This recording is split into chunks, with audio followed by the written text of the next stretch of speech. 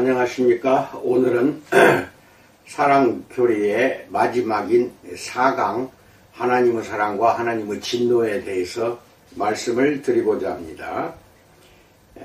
오늘로 사랑교리는 마지막이고요.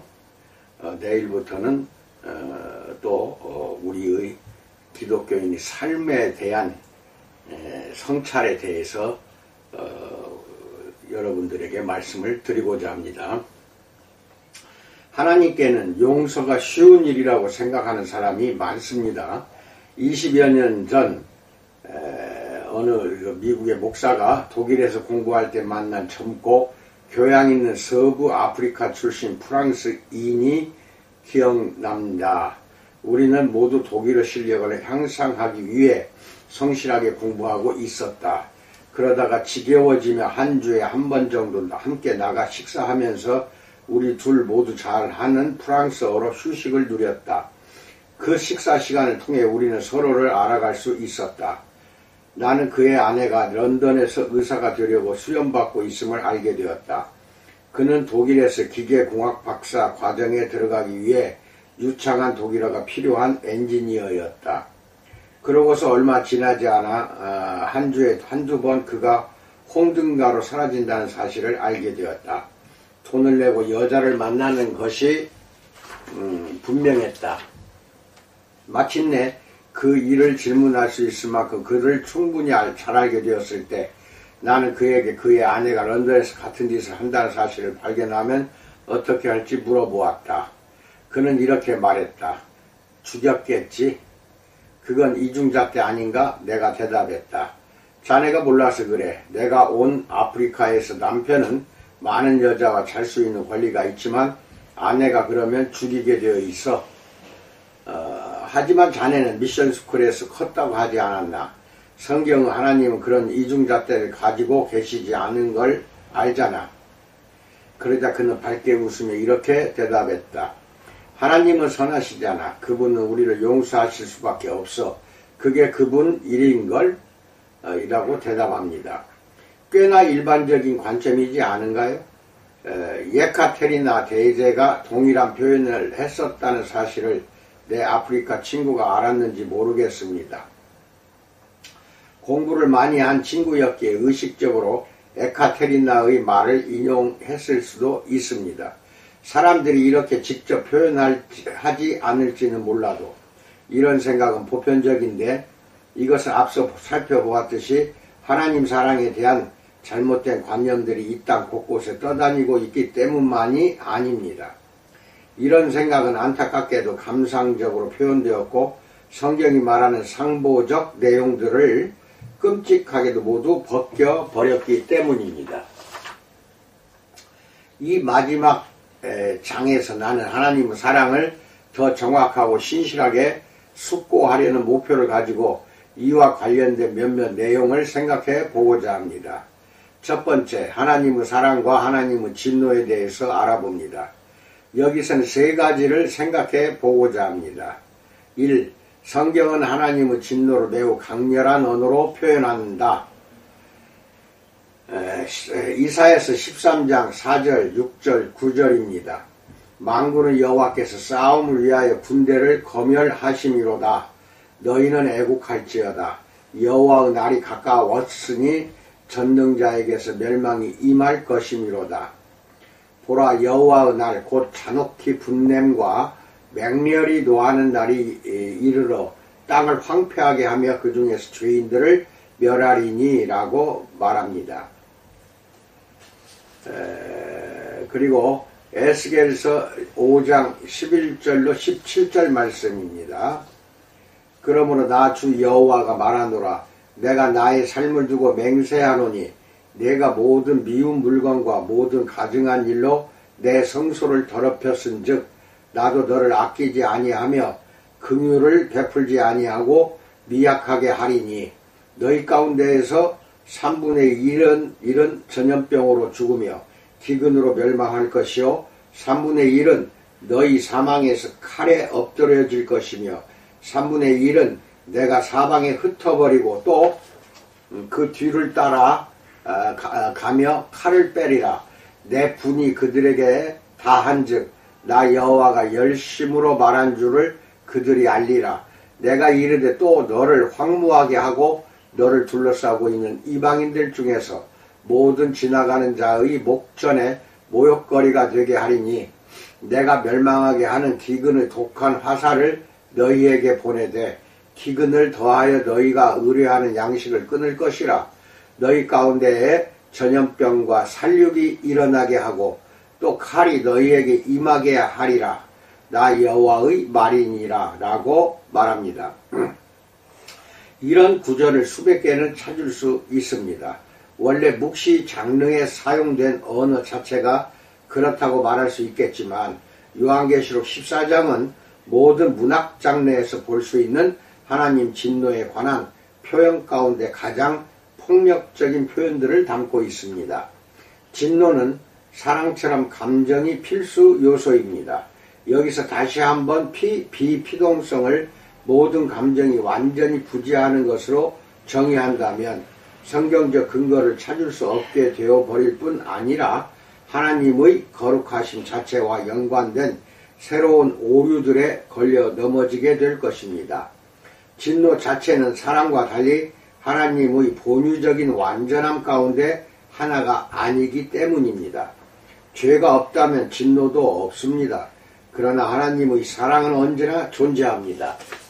하나님의 거룩하심이 그분의 형상을 담지한 이들의 반역과 만나면 반드시 진노가 나타납니다. 그렇지 않다면 하나님은 스스로 말씀하신 질투하는 하나님이 아니게 되시며 그분의 거룩하심은 의심받게 됩니다. 하나님의 진노를 희석시키는 대가는 하나님의 거룩하심을 파괴하는 것입니다. 이 점은 매우 중요하므로 조금 더 깊이 살펴봅니다. 성경에서 하나님의 진노를 지각하지 않는 부분은 거의 찾을 수 없습니다. 하나님의 거룩하심이 죄에 얼마나 큰 역할을 하든 거룩하심 자체에는 강력한 감정적 요소가 포함됩니다. 따라서 비피동성에 대한 오해로 인해 하나님과 진노를 지나치게 멀리 떨어뜨려 놓는 것은 얼마 지나지 않아 그분의 거룩하심에 영향을 끼치게 됩니다. 반대로 이른바 진노를 비인격화하고 진노에서 감정을 제거하면 이를 신인 동정론적으로 재정의하게 되어서 개인적 문화적인 죄의 결과를 꼼짝없이 비인격적인 것으로 말하는 셈이 됩니다. 이것이 도드가 1930년대에 취한 길입니다. 그 결과 십자가의 중요성이 바뀌어 버렸습니다. 하나님이 참으로 분노하신 것이 아니라면 어째서 활을 누구나 뜨려야 했는지 알 수가 없습니다. 이 점은 다시 살펴보도록 하겠습니다. 더 나아가 이 점을 내재적 삼위일체와 경륜적 삼위일체의 차이라고 설명하면 그 결과는 참혹해집니다. 이런 방책에 따르면 하나님은 그분 스스로 내재적 삼위일체는 진노에 전혀 영향을 받지 않으시나 반역한 이들과 관계하신 하나님, 즉 경륜적 삼위일체는 자신의 진노를 드러내십니다. 그러나 하나님의 진노는 거룩함의 기능이기 때문에 하나님이 피조되고 타락한 질서와 관계하는 것을 스스로 거룩을 유지하는 것보다 중요하게 생각하신다는 모호한 견해를 우리에게 남기게 됩니다. 이런 관점은 개념적으로 성경이 말하는 하나님의 묘사와 본질적으로 다르며 분석적으로도 조금 이상합니다. 2. 그렇다면 하나님의 사랑과 하나님의 진노는 어떻게 연관된다고 이해해야 할까요? 복음주의 안의 클리셰 중 하나는 하나님은 죄를 미워하시지만 죄인은 사랑하신다는 표현입니다. 이 표현에는 아주 약간의 진리만 담겨 있습니다. 하나님은 죄는 미워하시기만 합니다. 그러나 죄인을 미워하시기만 한다고 말하는 것은 잘못되었습니다. 하나님이 죄를 보시는 관점과 죄인을 보시는 관점의 차이는 분명 유지되어야 합니다. 그럼에도 이 클리셰, 즉 하나님은 죄를 미워하시지만 죄인은 사랑하신다는 것은 잘못된 것이며 버려야 하는 것입니다. 시편 1편에서 50편에서만 14번이나 하나님이 죄인을 미워하신다는 것을 읽을 수 있습니다. 그분의 진노는 거짓말하는 자들과 다른 이들에게 임합니다. 성경에서 하나님의 진노는 로마서 1장 18절 이하의 죄와 요한복음 3장 36절의 죄인 모두에게 임합니다. 우리 문제 중 일부는 인간의 경험에서 진노와 사랑은 일반적으로 상호 배타적인 영역에 속해 있다는 것입니다. 사랑은 우리에게서 진노를 몰아내며 진노는 사랑을 몰아냅니다. 자녀가 반항할 때 보이는 반응에 적용하여 최대한 사랑과 진노를 가깝게 할 수 있을지는 모르지만 일반적으로 진노하는 사람이 사랑하는 사람이라고 생각하지는 않습니다. 그러나 하나님께는 그렇지 않습니다. 하나님의 진노는 달랠 수 없는, 눈에 보이는 것이 없는 경로가 아닙니다. 매우 감정적일 수는 있으나 이는 그분의 거룩하심에 반하는 공격에 대한 온전히 이성적이고 의지적인 반응입니다. 그러나 하나님의 사랑은 앞선 장에서 살펴보았듯이 완전한 속성에 속하는 것이며 사랑받는 존재의 사랑스러움에 의해 생성되는 것이 아닙니다. 그러므로 진노와 사랑이 동일한 개인 또는 사람들에게 동시에 지향되는 것은 본질적으로 전혀 불가능한 것이 아닙니다. 하나님은 자신의 온전하신 가운데 하나님의 형상을 담지한 반역자들에게 진노하셔야 합니다. 그들이 하나님께 반역하였기 때문입니다. 하나님은 자신의 온전하신 가운데 하나님의 형상을 담지한 반역자들을 사랑하십니다. 하나님은 그런 분이기 때문입니다. 3. 고백주의적 기독교 내에서조차 널리 회자되는 두 가지 오해가 있습니다. 첫째는 구약에서 하나님의 진노는 그분의 사랑보다 더 놀랍도록 명백한 반면 신약에서는 의심할 필요 없이 여전히 진노가 남아있긴 하지만 그래도 하나님의 관대함이 어두운 시대를 장악하여 누그러뜨린다는 생각입니다. 즉 하나님의 사랑이 이제는 하나님의 진노보다 풍성하다는 것입니다. 예수님은 제자들에게 원수를 사랑하며 다른 편 뺨을 돌려대라고 가르쳤으니 말입니다. 구약과 신약의 관계를 이렇게 읽는 것은 진리에서 매우 동떨어진 것입니다. 누군가가 이런 공식이 설득력이 있다고 생각하는 이유는 구약에 나타난 하나님의 진노가 주로 일시적인 것, 즉 가뭄, 질병, 공격, 전쟁, 살해 등으로 분류되기 때문일 것입니다. 현 시점에 초점을 맞춘다면 이런 이미지들은 신약이 말하는 내세의 진노에 초점을 맞추는 것보다 우리에게 더 큰 영향을 끼칩니다. 신약에서 예수님은 지옥에 대해 다양한 방식으로 자주 말씀하셨습니다. 다른 뺨을 돌려대라고 말씀하신 그 예수님이 말입니다. 사도들이 기록한 것들은 요한계시록 14장에서 절정에 달하는데 구속사의 이 단계는 신약이 선하시고 관대하신 하나님을 보여준다는 관점을 거의 지지하지 못합니다. 실제로 구약은 경험과 예표를 통해 하나님의 은혜와 사랑을 보여주며 그러한 사실들은 새 언약의 기록들에서 온전히 더 명백해집니다. 또한 동일하게 구약은 경험과 예표로 하나님의 의로운 진노를 보여주며 그러한 사실들도 새 언약의 기록들에서 더 온전히 명백해집니다. 달리 말하면 하나님의 사랑과 하나님의 진노는 옛 언약에서 새 언약으로 구약에서 신약으로 옮겨가면서 조금씩 끌어올려지는 것입니다. 이러한 주제들은 풀리지 않은 채 구속사를 따라 급격하게 진행되다가 완전한 절정인 십자가 위에서 드러납니다. 하나님의 사랑을 보고자 하는가요? 십자가를 바라보라. 하나님의 진노를 보고자 하는가요? 십자가를 바라보라. 찬송 작사가들이 때로 이 사실을 잘 표현합니다. 웨일스 그리스도인들은 여전히 윌리엄 리즈의 19세기 찬송가를 노래합니다. 여기에 사랑이 있네. 태양같이 광대하고 홍수와 같은 사랑과 선하심. 생명의 주 우리의 대속물이 되신 분. 우리를 위해 당신의 보혈을 흘리셨을 때 그분의 사랑을 기억하지 못할 자가 누구인가? 그분을 찬양하기를 그칠 자가 누구인가? 그분은 영원히 잊힐 수 없다네. 천국의 영원한 날에도 십자가 언덕 위에 깊고 넓은 샘이 터졌네. 열린 수문으로 하나님의 궁율이 거대한 은혜의 파도처럼 흘러나왔네.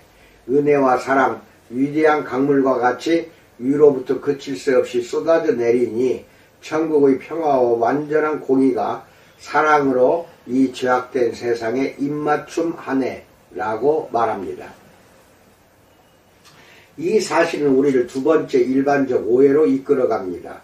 이는 하나님이 우리에게 완전히 적대적이시며 진노로 가득한 분이지만 어찌된 일인지 우리를 사랑하시는 예수님에 의해 그 적대감과 진노가 누그러지신 분이라고 그립니다. 다시 한번 우리가 올바른 생각의 틀을 유지한다면 여기에도 놀라운 진리가 존재합니다. 히브리서는 분명히 이런 식의 생각을 어느 정도 지지합니다. 특히 우리를 위해 지속적으로 하나님께 중보하시는 대제사장으로 예수님을 묘사하는 점에서 그렇습니다. 이 모든 것은 신의 산에서 제정된 형태로 체계가 잡혔습니다. 또는 더 정확히 말해서 히브리서에 따르면 신의 산에서 제정된 형태는 궁극적 실제의 그림자였습니다. 다시 말해 요한일서 2장 1절에서 말하듯 예수님은 성부 하나님께 우리를 변호하시는 대언자이십니다. 그러나 신약에는 반드시 적용해야 하는 다른 부분도 존재합니다. 세상을 이처럼 살아가서 독생자를 주신 분은 바로 하나님이십니다. 요한복음 3장 16절. 여기서 하나님은 성자께서 설득해야만 하는 고집스러운 분이 아닙니다. 오히려 하나님 자신이 성자를 보내셨습니다. 그러므로 다시 히브리서로 돌아가서 우리의 대제사장이 우리를 중보하시며 우리를 위해 흘리신 그분의 피로 호소하신다면 우리는 결코 이것이 독단적인 행위여서 성부께서 알지 못하셨거나 마지못해 승인하신 것이라거나 결국 성자께서 독단적으로 진행하신 희생에 설득되신 것이라고 생각해서는 안 됩니다. 오히려 성부와 성자는 이 구속 프로젝트에서 하나였습니다. 성자는 스스로 성부의 명령으로 이 세상에 오셨습니다. 그러므로 우리는 유하라는 표현을 쓸 때 사랑으로 가득한 성자께서 자신을 내어주셨고 그로 인해 진노로 가득한 성부를 달랬다고, 즉 자비롭게 만들었다고 생각해서는 안 됩니다. 이 그림은 훨씬 복잡합니다.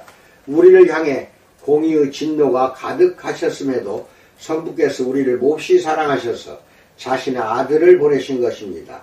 성부의 말씀과 이의를 완전하게 반영하셔서 우리를 향한 진노 자리에 성자께서 대신 서셨습니다. 성경에서 죄인들이 보좌에 앉으신 분과 어린 양의 진노에서 숨기 원했다는 묘사를 괜히 한 것이 아닙니다. 그리고 성자께서는 성부께서 맡기신 임무에 순종하시고 스스로를 십자가에 바치셨습니다. 예수님은 자신이 순종하신 성부를 향한 사랑과 자신이 구속하시는 우리를 향한 사랑, 두 가지 사랑을 따라 이 일을 행하셨습니다. 그러므로 하나님은 필연적으로 유하의 주체이자 객체가 되십니다. 그분은 누그러뜨리는 제사를 드리시고 여기에서는 그분이 주체입니다. 스스로 누그러지십니다. 여기서 그분은 객체입니다. 이것이 십자가의 영광입니다. 이 모든 것이 위대한 속죄의 장인 로마서 3장 21절 26절이 함의하는 바입니다. 2장 반에 걸쳐 어떻게 온 인류가 저주를 받았으며 그 지은 죄로 인하여 마땅히 하나님의 진노 아래 있게 되었는지를 보여준 후 로마서 1장 18절로 3장 20절 사도 바울은 어떻게 그리스도의 죽으심이 하나님의 지혜로운 계획으로 곧 이때 자기의 의로우심을 나타내사 자기도 의로우시며 또한 예수 믿는 자를 의롭다 하려 하심이었는지를 강의합니다. 로마서 3장 26절 보세요. 하나님은 예수님을 그분의 피로써 믿음으로 말미암는 화목 제물로 세우셨습니다. 로마서 3장 25절 보세요. 두 번째, 하나님의 사랑과 속죄의 목적에 대해서 알아봅니다. 여기서는 이제까지 살펴본 하나님의 사랑에 관련된 내용들이 하나님의 절대 주권의 또 다른 측면, 즉 속죄의 목적을 이해하도록 도울 수 있을지 보고자 합니다. 제한 속죄라는 용어는 두 가지 이유에서 매우 안타까운 표현입니다. 첫째, 이는 방어적이고 한정적인 표현입니다. 속죄가 있는데 누군가 그것을 제한하고자 하는 것입니다. 속죄와 같이 영광스러운 것을 제한한다는 생각은 그 자체로 불쾌합니다. 둘째, 더 냉정하게 살펴보더라도 제한 속죄는 객관적으로 오해를 만듭니다. 속죄에 관한 모든 관점은 어떤 식으로든 제한을 둡니다. 거론할 필요도 없는 보편론자들의 관점만 제외하고 말입니다. 예를 들어 아르미니우스 주의는 속죄가 모든 이에게 단지 잠재적인 것이라며 제한합니다. 칼뱅주의는 속죄를 결정적이고 효과적인 것으로 여깁니다. 즉 그리스도께서 위에서 죽으신 이들은 반드시 구원받습니다. 그러나 그 효과를 택자로 한정합니다. 아미로주의는 아르미니우스 주의와 같은 방식으로 속죄를 제한하지만 내재된 하부 구조가 다릅니다. 따라서 일반 속죄와 규전 속죄라고 하는 것이 무제한 속죄와 제한 속죄로 구분하는 것보다 편견이 덜할 것입니다. 아르미니우스 주의는 그리고 이 논의의 편의상 한데 묶어 말할 아미로 주의도 속죄를 일반적인 것으로 봅니다. 즉 모두에게 충분하며 모두에게 믿음을 조건으로 주어졌습니다. 칼뱅주의는 속죄가 규정되었다고 봅니다. 즉 하나님이 택자들에게만 효과적이도록 목적하신 것입니다. 규정 속죄에 대한 논증 가운데 일부는 다음과 같습니다. 논증을 위해 택하심이 진리라고 전제합시다. 이는 우리가 3장에서 하나님의 절대 주권과 선택하시는 사랑을 다루며 말한 것과 교집합을 이루는 지점입니다. 이런 경우 다음과 같은 질문이 제시될 것입니다. 하나님이 성자를 십자가로 보내셨다면 그분은 택자들과 그 밖에 모든 사람에게 십자가의 효과가 서로 다를 것이라고 생각하신 것인가요? 누군가가 이 질문에 그렇지 않다라고 대답한다면 그 사람은 선택교리를 믿는다고 보기가 어려워집니다. 반면 누군가가 그렇다라고 대답한다면 그 사람은 어느 정도 규정 속죄 쪽으로 기울어진 것입니다. 속죄가 규정되었다는 것은 그리스도의 십자가 사역에서 십자가의 중요성이 이르는 범위보다 하나님의 목적에 더 초점을 맞춘 것입니다. 그러나 이 문제가 단지 선택교리에 의존하는 논리 중 하나인 것만은 아닙니다. 규정 속죄를 주장하는 사람들은 성경 말씀을 인용합니다. 예수님은 모든 사람이 아닌 자기 백성을 그들의 죄에서 구원하실 분입니다. 마태복음 1장 21절 보세요. 그리스도는 우리를 대신하여 자신을 주셨습니다. 즉 새 언약의 백성인 우리를 위해 자신을 주신 것입니다. 디도서 2장 14절 보세요. 이는 모든 불법에서 우리를 속량하시고 우리를 깨끗하게 하사 선한 일을 열심히 하는 자기 백성이 되게 하려 하심입니다. 더 나아가 그리스도는 자신을 죽음에서 단지 택자들에게 합당한 것을 공급하셨을 뿐 아니라 원하는 결과를 얻으셨습니다. 로마서 5장 6절로 10절, 에베소서 2장 15절로 16절 보세요. 인자는 자신의 생명을 많은 사람의 대속물로 주기 위해 오셨습니다. 마태복음 20장 28절, 마가복음 10장 45절, 이사야 53장 10절로 12절을 보세요. 그리스도는 교회를 사랑하시고 그 교회를 위하여 자신을 주셨습니다. 에베소서 5장 25절 읽으세요. 하지만 아르미니우스 주의에서는 반대편 견해를 말하는 구절이 매우 많다고 답합니다. 하나님은 이 세상을 이처럼 사랑하셔서 자신의 아들을 주셨습니다. 요한복음 3장 16절. 영리한 해석학적 도구들을 통해 이 세상이 택자를 의미한다고 설명하는 것은 그다지 설득력이 없습니다. 그리스도는 우리 죄를 위한 화목 제물이니 우리만 위할 뿐 아니요 온 세상의 죄를 위함이라. 요한일서 2장 2절 찾으세요. 동일한 내용의 말씀을 훨씬 많이 찾아볼 수 있습니다. 그러면 우리는 어떻게 나아가야 하는가요?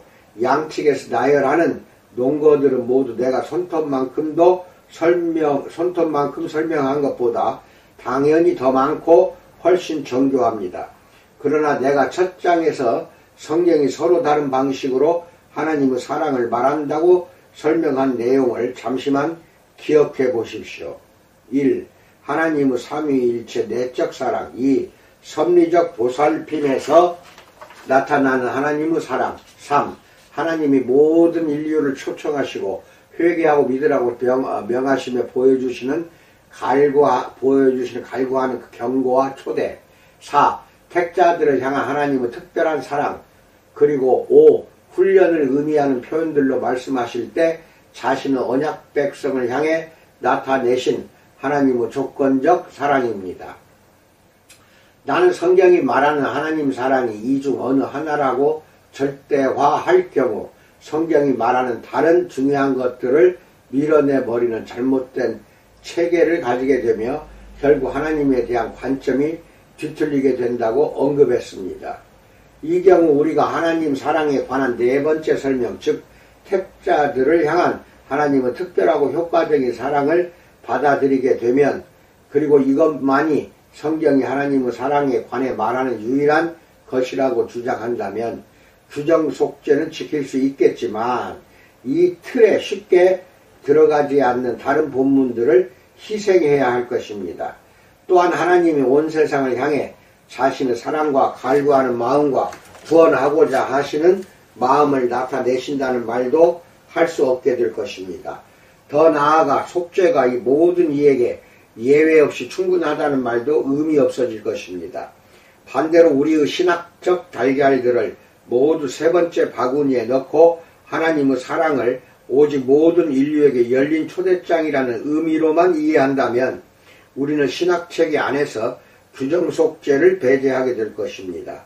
그뿐 아니라 가장 자연스럽게 읽었을 때 예수 그리스도께서 자신의 백성을 위해 특별한 방식으로 죽으셨으며 택자들에 대한 완전한 지식을 가지신 하나님이 택자와 택자가 아닌 이들이 그리스도의 죽음에 각기 다르게 연관된다고 보신다는 의미를 지닌 일련의 본문들도 배제하게 될 것입니다. 물론 하나님이 직접 분리된다고 말씀하신 적이 없는 것에 대해서는 그렇지 않다고 말하는 것이 가장 적절할 것입니다. 누군가가 속죄는 모든 이에게 충분하며 택자들에게 효과적이라고 주장한다면 두 종류의 본문과 생각이 조화를 이룰 수 있습니다. 적어도 내가 보기에 요한일서 2장 2절과 같은 구절은 속죄의 잠재적 범위를 말해줍니다. 내가 역사적 문맥을 이해하기로는 요한이 맞서야 했던 영지주의 초기 형태의 논적들은 자신이 받은 특별한 통찰들로 인해 스스로를 하나님과 관련하여 유리한 위치에 있는 모종의 존재론적 엘리트로 생각했습니다. 그러나 예수 그리스도께서 죽으셨을 때 이 죽음은 유대인만을 위한 것도 스스로 우월하다고 여기던 당시 영지주의나 또 다른 특정 집단만을 위한 것도 아니었습니다. 단지 우리 죄만 위한 것이 아니라 온 세상의 죄를 위한 것이었습니다. 따라서 이 문맥은 본문이 예외 없이 모두에게 효과가 있다라기보다는 구분 없이 모두에게 잠재적이다라는 것을 의미한다고 이해합니다. 모든 사람이 예외 없이 구원받아야 한다는 전제의 경우 요한은 그런 일이 일어날 것이라고 생각하지 않았기 때문입니다. 그렇다면 이는 앞서 이야기한 하나님의 사랑의 세 번째 의도와도 일맥상통합니다. 그러나 그렇다고 해서 다른 본문에 있는 네 번째 의미를 배제해야 하는 이유를 이해하기는 어렵습니다. 최근 몇 해 동안 나는 칼뱅에서 시작하여 속죄 교리를 다루는 1차 문헌과 2차 문을 읽고 있다. 내가 가장 인상 깊게 본 점은 시간이 갈수록 이 논쟁의 성격이 아주 살짝만 다르게 질문하면 통합을 이룰 수 있는 부분에서 불일치를 강요해가는 쪽으로 변해갔다는 사실이다. 나는 성경이 말하는 하나님 사랑을 올바르게 연구하여 얻을 수 있는 유용한 점 중 하나가 이를 바로잡는 것이라고 생각한다. 하나님은 인격이시기 때문이다. 분명 하나님을 인격으로 묘사하게 만드는 사랑이 타인을 향해 다양한 방식으로 나타난다면 그 사실은 별로 놀랍지 않다. 그런데 이 모든 일은 언제나 사랑에 관한 것이었다. 그렇다면 나는 그리스도의 죽음은 모든 이에게 충분하며 성경은 그분을 사랑해서 우러나와 모두를 초청하시고 이끄시며 구원받기를 원하시는 분으로 하나님을 그린다는 의미에서 아르미니우스주의와 칼뱅주의 모두 그리스도가 우리를 모두를 위해 죽으셨다는 사실을 긍정한다고 주장합니다. 더 나아가 모든 그리스도인은 조금 다른 의미에서 그리스도 예수가 하나님의 목적 안에서 택자들만 위해 효과적으로 죽으셨다는 사실을 택자들을 위한 하나님의 특별한 선택적 사랑에 대해 성경이 말하는 방식과 일치하게 고백해야 합니다. 여기에는 목회적으로 중요한 적용점이 많습니다. 두 가지만 언급하고자 합니다. 1. 이런 접근은 복음을 효과적으로 전하려는 갈망은 있으나 비그리스도인들에게 어디까지 하나님은 당신을 사랑하십니다 라고 말할 수 있는지 모르는 개혁파 전통에 속한 젊은 목회자들에게 확실한 위로가 될 것입니다. 개혁파를 지지하는 사람들에게 설교하거나 강의할 때면 나는 자주 이런 질문을 받습니다. 비그리스도인들에게 하나님이 당신을 사랑하십니다 라고 자유롭게 말하시나요? 나에게 이 질문을 하는 이유는 의심할 여지 없이 내가 여전히 복음 전도를 꽤 많이 하기 때문이며 사람들은 돈을 원하기 때문입니다. 역사적으로 개혁파 신학은 복음 전파에 결코 게으르지 않았습니다.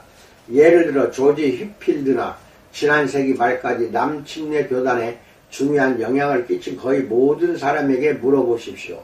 내가 이제까지 말해온 것에 근거하여 나는 젊은 개혁파 목사들의 이 질문에 주저없이 이렇게 대답할 수 있습니다.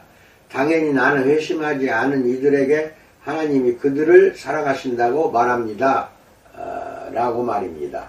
나는 복음전도 설교를 할 때 설교자는 세 번째 의미의 본문만 다루고 네 번째 의미는 그 사람이 회심한 이유로 미루라고 말하는 것이 결코 아닙니다. 이런 식으로 접근하는 것은 조금 추잡합니다. 물론 명확하게 선택을 가르치는 본문을 다루면서 복음을 전할 수도 있습니다. 스펄전은 정기적으로 이런 식으로 설교했습니다. 그러나 내가 말하려는 바는 하나님의 경륜 전체를 전하고자 하는 정직한 헌신이 있다면 개혁파에 속한 설교자는 잃어버린 이 세상과 개인에게 하나님의 사랑을 선포하기를 단 한순간도 주저해서는 안 된다는 것입니다. 성경이 하나님 사랑에 관해 말하는 방식은 이를 허락할 뿐 아니라 의무화할 만큼 충분히 총체적입니다. 이와 동시에 구체적인 구속에 대한 관념을 갖는 것은 여러 이유에서 목회적으로 중요합니다. 어떤 측면에서 보더라도 그리스도께서 모든 일을 위해 동일한 목적으로 죽으셨다면 결국 구원받은 자와 구원받지 못한 자의 궁극적 차이는 자신의 결정과 의지라는 결론을 피할 수가 없습니다. 이는 당연히 자랑할 수 있는 근거가 됩니다. 이 주장은 아르미니우스주의가 은혜를 제대로 이해하지 못했다고 정죄하는 것이 아닙니다. 어쨌거나 아르미니우스주의는 십자가가 하나님 앞에서 신자가 용납될 수 있는 근거이며 믿기로 선택한 것은 어떤 의미에서도 그 근거일 수가 없다고 믿습니다. 그럼에도 은혜에 대한 이런 관점은 분명 그리스도인과 비그리스도인의 궁극적 차이가 결국 인간 자신에게 있다는 결론을 요구합니다. 이는 은혜에 대한 매우 다른 이해를 의미하며 내가 볼 때 이는 그 궁극적 차이를 십자가까지 포함한 하나님의 뜻까지 거슬러 올라가는 관점에 비해 몹시 제한적입니다. 목회적 적용점은 많고 명백합니다. 네 번째, 세상을 향한 하나님의 사랑에 대해서 알아봅니다. 요한의 제자들에게 표면상 불일치를 보여주는 가장 충격적인 것은 복음서가 주장하는 세상을 향한 하나님의 사랑, 요한복음 3장 16절과 요한 1세에서 세상을 사랑하는 것을 금지하는 요한일서 2장 15절 17절 내용입니다. 간략히 말해서 하나님은 세상을 사랑하시지만 그리스도인은 그래서는 안 됩니다. 이 구절은 사람이 세상을 사랑하면 하나님의 진노 아래 있게 되며 성부의 사랑이 그들 안에 있지 않다는 인상이 강합니다. 물론 이러한 불일치는 단지 표면적인 것입니다. 앞으로 살펴보겠지만 이에 대한 훌륭한 설명이 있습니다. 그러나 이런 표면적 불일치는 우리에게 다시 한번 성경이 무언가를 말하는 방식은 다양하며 문맥에 따라 결정된다는 사실을 상기시킵니다.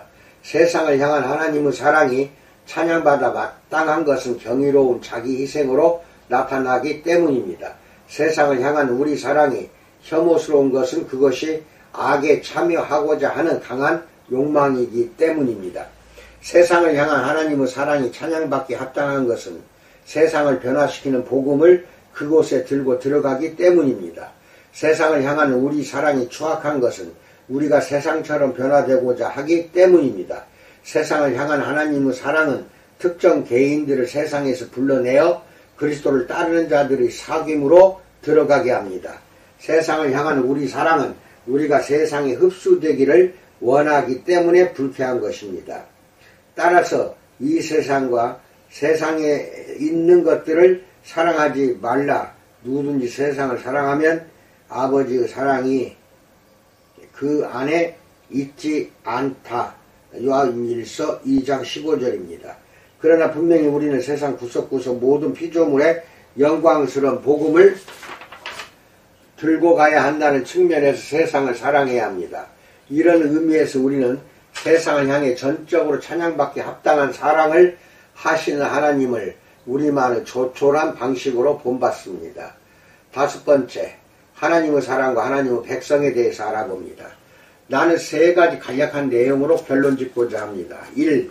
자신의 백성을 향한 하나님의 사랑은 때때로 자녀를 향한 부모의 사랑과 유사합니다. 예를 들어 히브리서 12장 4절로 11절, 잠언 4장 20절 찾으세요. 주님은 사랑하는 아들을 훈련하십니다. 이 책에서 나는 적어도 이 범주에 대해 설명했습니다. 그러나 우리는 결코 우리가 하나님 사랑 안에서 자신을 지킬 유다서 21절 의무가 있다는 사실을 잊어서는 안 되며 하나님은 그분을 사랑하며 그분의 명령을 지키는 자들을 사랑하시고 긍휼을 베푸신다는 출애굽기 20장 6절 사실도 기억해야 합니다. 2강에서 보았듯이 우리는 이렇게 예수님을 닮아갑니다. 예수님이 하늘 아버지께 순종하시면서 그분의 사랑 안에 거하셨듯이 우리도 예수님께 순종하며 그분의 사랑 안에 거하게 됩니다. 요한복음 15장 9절로 11절 읽으세요. 2. 하나님 사랑은 단지 통합적인 신학적 사유 전체를 아우르는 범주에 도입하여 분석하고 이해해야 하는 것이 아닙니다. 이는 받아들이고 흡수하며 느껴야 하는 것입니다. 에베소서 3장 14절로 21절에 나오는 바울의 기도를 오랫동안 자주 묵상하십시오. 그 구절에서 사도 바울은 신자들을 위해 이렇게 기도합니다. 너희가 사랑 가운데서 뿌리가 박히고 터가 굳어져서 능히 모든 성도와 함께 지식에 넘치는 그리스도의 사랑을 알고 그 너비와 길이와 높이와 깊이가 어떠함을 깨달아 하나님의 모든 충만하신 것으로 너희에게 충만하게 하시기를 구하노라. 에베소 3장 17절로 19절 읽으세요. 바울은 하나님 사랑에 대한 그리스도인의 이런 경험을 그리스도인의 성숙과 연관시킵니다. 바울의 표현대로 그것은 하나님의 모든 충만하신 것으로 너희에게 충만하게 되는 것입니다. 에베소 3장 19절 찾으세요. 이 길을 따라 걷지 않는 그리스도인이 성숙해질 수 있을지는 분명하지 않습니다. 3. 놀라울 정도로 완고한 사람을 깨뜨리고 변화시키는 하나님 사랑의 능력을 결코 과소평가하지 마십시오. 어느덧 교회는 잊어버린 이 진리가 가장 영향력 있게 긍정되는 최근의 예는 바로 전 세계에서 공연되고 있는 빅톨 위고 대서사 레미제라블의 뮤지컬판입니다. 땅을 훔쳤다는 이유로 19년의 중노동을 선고받은 장발장은 완고하고 쓴 뿌리 가득한 사람이 됩니다. 누구도 그를 깨뜨릴 수 없었고 모든 사람이 그를 두려워했습니다. 감옥에서 출소한 후 장발장은 살아남기 힘들다는 것을 알게 됩니다. 여관 주인들은 그를 환영하지 않았고 일자리를 찾기도 어려웠습니다. 그런데 한 선한 주교가 그를 자기 집으로 맞아들입니다. 그러나 장발장은 그 신뢰를 배신합니다. 밤중에 어둠 속을 더듬어 은식기 몇을 훔친 것입니다. 그러나 이튿날 아침 장발장은 3명의 경찰관에게 붙들린 채 주교 집 문 앞으로 끌려옵니다. 그들은 장발장을 체포했고 그에게서 은식기를 찾아낸 것입니다.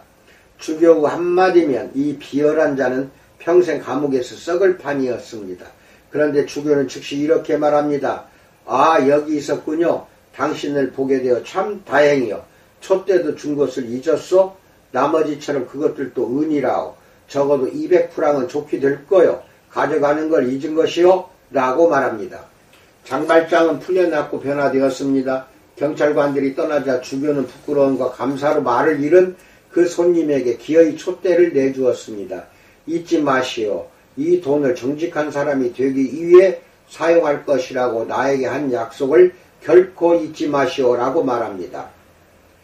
그리고 한편 정의감에 불타올랐으나 용서와 동정이라고는 전혀 모르는 탐정 자베르가 장발장을 끈질기게 쫓고 있었습니다.